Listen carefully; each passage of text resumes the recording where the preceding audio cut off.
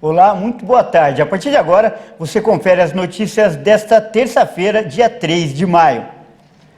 Olha, eu começo essa edição com um alerta. Os casos de dengue no Brasil aumentaram mais de 113% nos 4 primeiros meses de 2022. Até abril, foram 542 mil confirmações. A pesquisa foi realizada pelo Ministério da Saúde entre os dias 2 de janeiro e 22 de abril deste ano.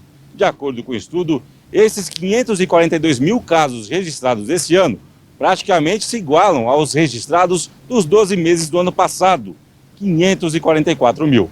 A região centro-oeste apresentou a maior taxa de incidência de dengue, com 920,4 casos por 100 mil habitantes, seguida das regiões sul, 427,2 casos por 100 mil habitantes, sudeste, 188,3 casos por 100 mil habitantes, norte, 154 casos por 100 mil habitantes e nordeste, 105 casos por 100 mil habitantes.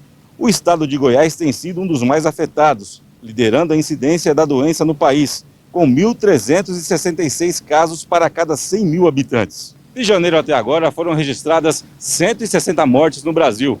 São Paulo lidera com 56, seguidos de Goiás e Santa Catarina, ambos com 19, e Bahia com 16.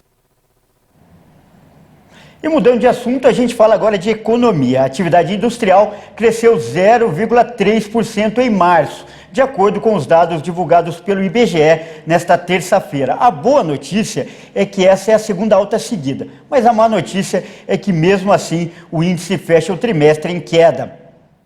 Os dados divulgados pelo IBGE mostram o comportamento da indústria brasileira em março. Na comparação com março de 2021, o índice registra queda de 2,1%. Na comparação com o mês anterior, fevereiro, o crescimento foi de 0,3%. A boa notícia é que essa é a segunda alta seguida. Em fevereiro, já havia subido 0,7%.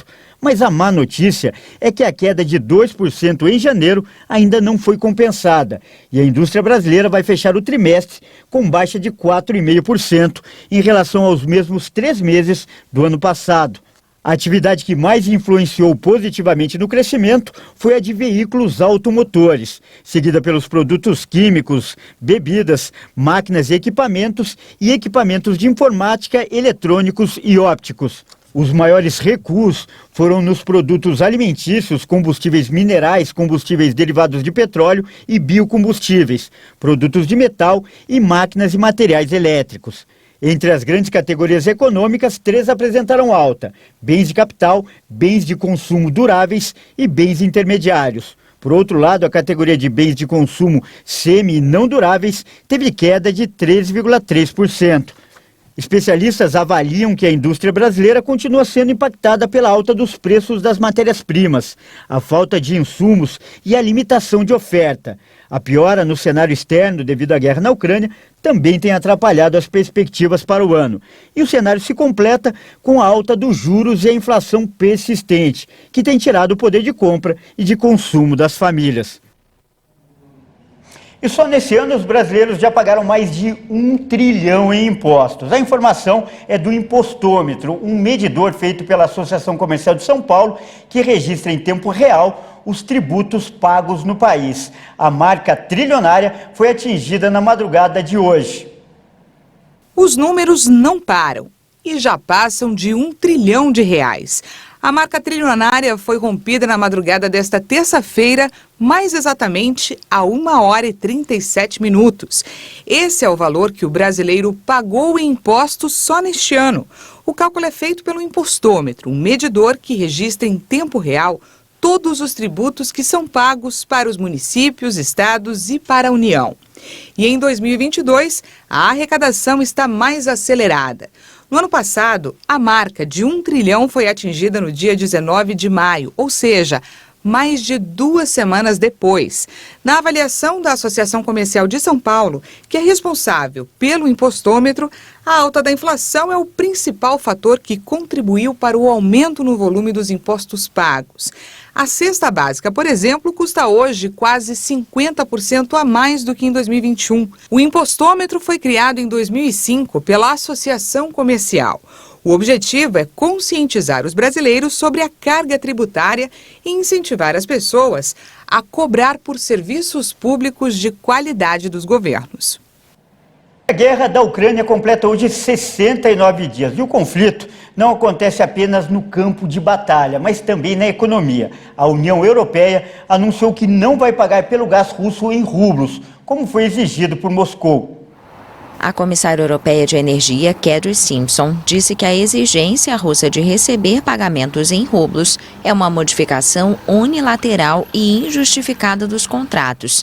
De acordo com Simpson, aproximadamente 97% dos contratos assinados por empresas europeias para a compra de gás russo especificam o euro e o dólar americano como moedas de pagamento.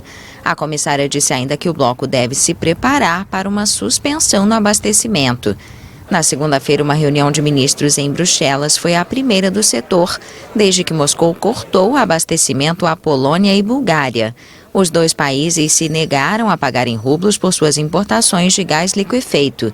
No final do encontro, a Comissão Europeia comunicou aos países do bloco sua convicção de que pagar as compras de gás russo em rublos representa uma ruptura das sanções adotadas pela UE contra a Rússia.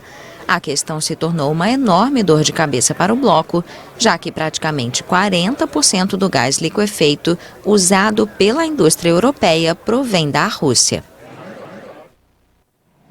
E olha só essa notícia, o Talibã proibiu as mulheres de tirarem carteira de motorista no Afeganistão. A informação foi divulgada por representantes das autoescolas do país, que disseram ter recebido essa orientação do grupo extremista.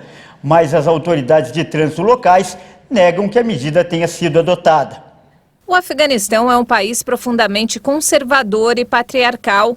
Mas não é incomum ver mulheres dirigindo nas grandes cidades, particularmente em Herat, no noroeste. Segundo a direção do Instituto de Gestão de Tráfego de Herat, órgão que supervisiona as autoescolas, essa realidade pode mudar. A instrução verbal do Talibã pede que não sejam emitidas novas carteiras de habilitação para mulheres. Se não tivermos um homem ou motorista em casa à meia-noite, preciso poder levar minha família a um médico no meu carro sem esperar que meu irmão ou marido voltem para casa. Autoridades locais negaram a informação, dizendo que são apenas rumores. Devo dizer que essas coisas relacionadas às mulheres que foram divulgadas são rumores, propaganda. Não foi recebido um documento oficial proibindo as mulheres de estudar, trabalhar, dirigir ou participar de atividades sociais. Os talibãs têm evitado emitir decretos nacionais escritos, deixando as autoridades locais a escolha de publicarem suas próprias normas, às vezes verbalmente. Não vi nenhum documento oficial banindo as mulheres de dirigir, mas, infelizmente, as licenças para elas não são permitidas. E nos postos de controle, alguns talibãs podem nos parar por causa de suas opiniões pessoais. Os talibãs recuperaram o controle total do Afeganistão em 15 de agosto, prometendo um governo mais flexível. Mas vem restringindo cada vez mais os direitos dos afegãos, principalmente das mulheres. Elas ficaram de fora da maioria dos cargos públicos e não podem frequentar o ensino médio. E essa edição termina agora. Eu agradeço demais por sua companhia e amanhã eu volto com mais notícias do Brasil e do mundo para você. Até mais!